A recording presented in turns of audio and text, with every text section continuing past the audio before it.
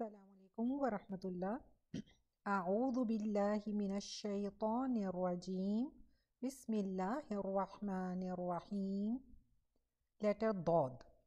आज हम लेटर दौद के बारे में मज़ीद थोड़ा सा देखेंगे क्योंकि ये सबसे मुश्किल लेटर है प्रोनाउंस करने में। इसका एग्ज़िट पॉइंट टोटली डिफरेंट है और इसकी सिफ़ात भी कुछ डिफरेंट है। तो देखते हैं सबसे पहले मखरज, एग्ज़िट पॉइंट।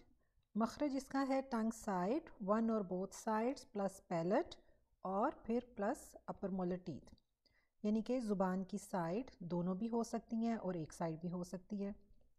फिर उसके बाद पैलेट यानी कि ऊपर तालू वाला हिस्सा, और ये जो तालू है ज़ुबान की जो साइडें हैं वो तालू पे जाके जो अपर मोलर टीथ है यानी कि ऊपर जो पीछे की दाढ़ें हैं वहाँ आपकी जो ज़ुबान है वो वहाँ पे चिपकती है, स्टिक होती है, और अब जो पीछे की दाढ़ें हैं उनसे आप उनको होल्ड करके रखते हैं। इसकी सिफ़ात देखते हैं क्या क्या है इसके अंदर। दौद के अंदर है हैवी लेटर है, सबसे पहली बात। मोटा हमेशा पढ़ा जाता है। रनिंग साउंड है इसमें आवाज़ रनिंग होती है, और कटिंग इसमें ब्रेथ है, हवा इसमें नहीं होती। आवाज़ रनिंग, आवाज़ होगी चलेगी लेकिन हवा नहीं होगी। Most tongue stick to the palate, इसमें क्या होता है कि जो ज़ुबान का ज़्यादातर हिस्सा आपका ऊपर पैलेट पे जाके स्टिक होता है, चिपकता है। और ये आपको इसके एग्ज़िट से भी समझ में आता है कि ज़ुबान की साइडें ऊपर पैलेट पे जाके स्टिक होती हैं, लगती हैं। और आप देखें कि जो साइड है वो काफ़ी लंबी होती हैं। इसका मतलब है कि अगर आप ये सोचें कि ऊपर के जो आपकी दाढ़ें हैं उसमें आप 5 दाढ़ें एक साइड की अगर आप उसमें शामिल कर लें तो अच्छा खासा वो लंबा डिस्टेंस है। तो ये पूरी की पूरी जगह आपकी ऐसी है कि जहाँ पे आपकी ज़ुबान चिपकती है जाकर। और इसमें एक एक्स्ट्रा जो क्वालिटी वो है इस्ताला। और इस्ताला के बारे में हमने पढ़ा कि इस्ताला कहते हैं लेंथनिंग ऑफ साउंड को, यानी कि जो साउंड की लेंथनिंग होती है उसको इस्ताला कहते हैं। अब हम पिक्चर देखें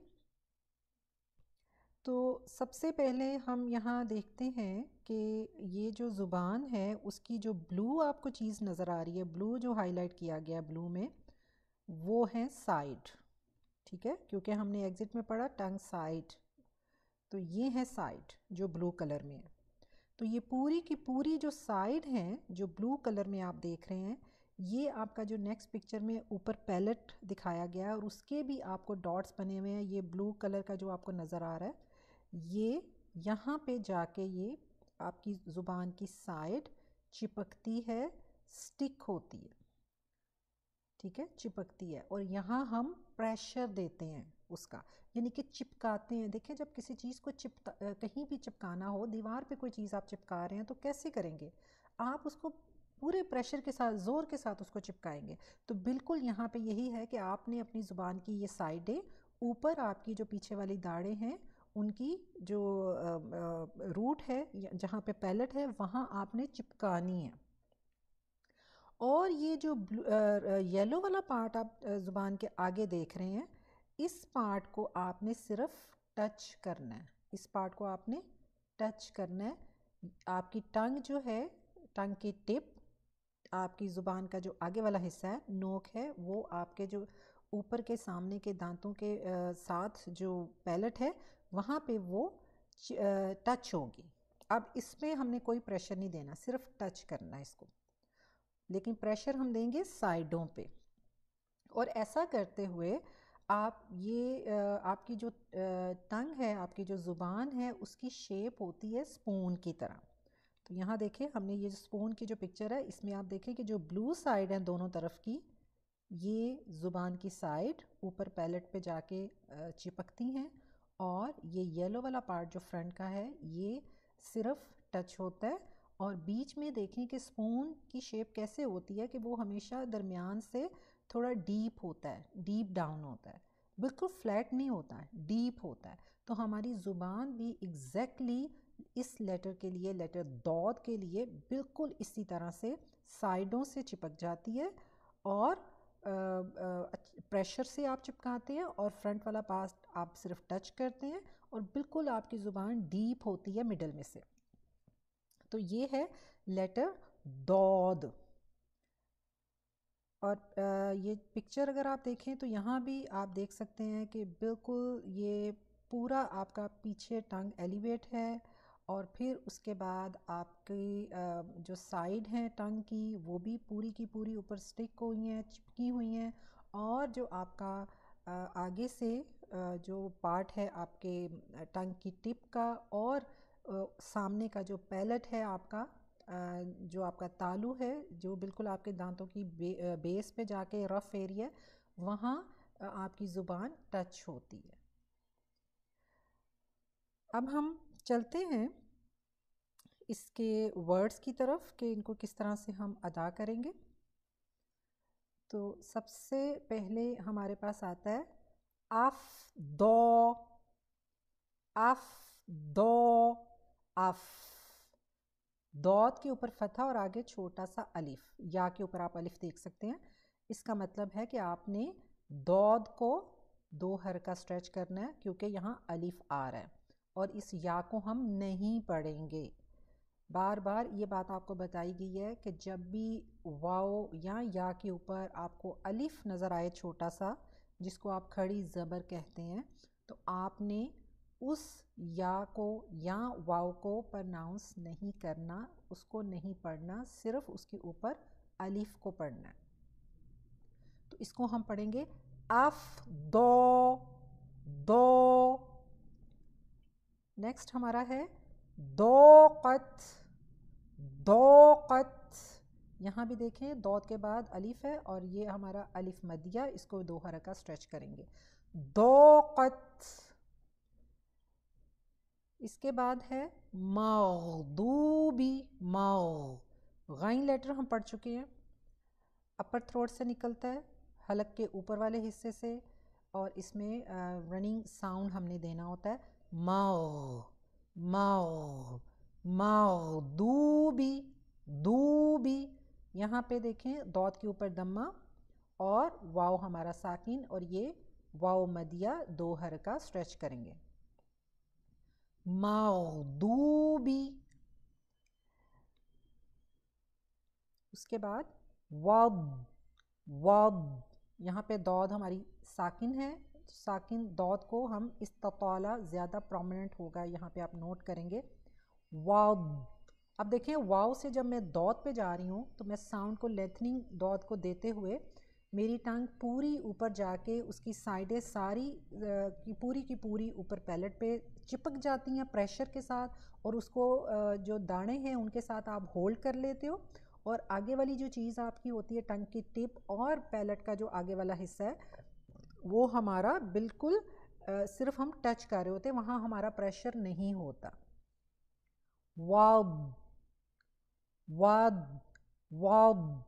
आप देखें जब वाव, मैं थोड़ा स्लो कर रही हूँ आपके लिए, वाव, यहाँ जब आप जा रहे हैं दौद पे तो आपने आखिर में जो साउंड है उसको क्या किया, स्वॉलो कर लिया, यानी कि अंदर ही ले गए हैं साउंड, उसको बाहर नहीं निकालना। अगर हमने वो साउंड बाहर निकाला तो फिर उसमें कैसे साउंड आता है, वाद, द, ये वाला साउंड आता है आखिर में दाल का, जैसे दाल का कलकला होता है वैसा साउंड आता है, तो वो नहीं आना चाहिए।